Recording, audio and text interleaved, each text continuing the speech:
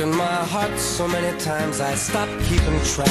Today, Armin Galinsky is teaching a class on sustainability for the MBA students. So, they have to write a business plan and take something from concept all the way through delivery to create a business from scratch. And for those who have a background in making wine, like you say, they have all that professional acumen, but now they get to see, okay, these are the extra steps I have to go through if I really want to have this idea come to fruition.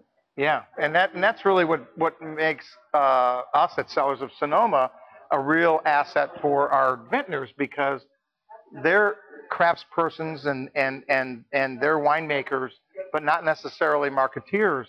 And so we become that. And so for those of you that are tuning in from other parts of the country, what Cellars of Sonoma is all about is really all of these small production wineries, these tiny boutique wineries that are making 600 to a couple thousand cases, and they get overlooked in the mainstream. They get overlooked in the distribution model because most of the distributors won't even talk to them because they don't make enough wine. That's right. And so then they're forced to go out and hand sell the wine, and that's not good because you got to make wine. It takes so much time. Right. You can't be out there in the vineyard right now harvesting and then doing your punch downs and all your other work, and then being at the restaurant tomorrow to pour for the owner. So we kind of fill that gap. So those of you that are not familiar with us, we have 8 small, soon to have 9. We're going to have sparkling wine in here. Amorosa Bella is our newest vintner that we brought in. So after the 30-day posting, we're going to be pouring that. We'll have a big bubbles party.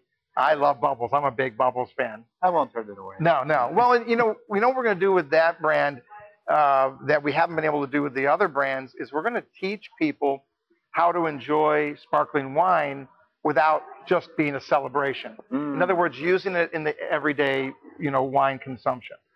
Using it in the beginning of your meal, right? As a little palate cleanser.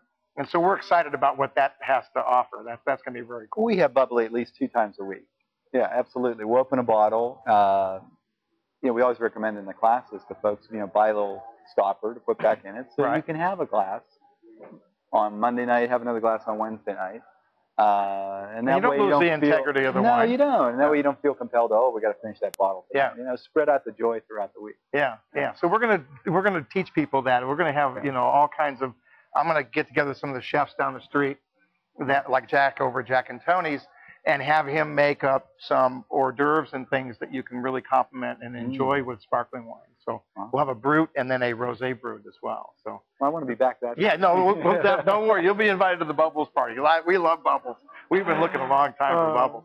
So tonight, let's start out with the first wine. Tonight is Rick and Diane Donat make this beautiful San Giacomo Vineyard Pinot Noir. You know the winemaker, Greg LaFollette. Great. Greg was the winemaker for Flowers, Tandem Wines, worked with me at Deloach when I first started on this side of the valley after I left Pine Ridge. We worked together at Deloach. And that was my first introduction to Greg, but he's quite a guy. He's an amazing guy because he's such an expert, and yet I've taken classes there where we've had a chance to spend considerable time with him, and he can explain these very complex processes. And he makes it simple for people to understand, which is interesting. And that's hard to do because a lot of winemakers, when you talk to them and then they talk to consumers, it goes whoo right over your head. They're into a whole viticultural side that the average consumer can't get their hands around. That's right. And Greg brings it down to a level where everyone can understand what the process, even though it's complicated, he makes it kind of simple and fun. He would be a great professor. Yeah. He really would. Yeah, if he ever had time, right? He's got what has he got, 20 kids or something, right?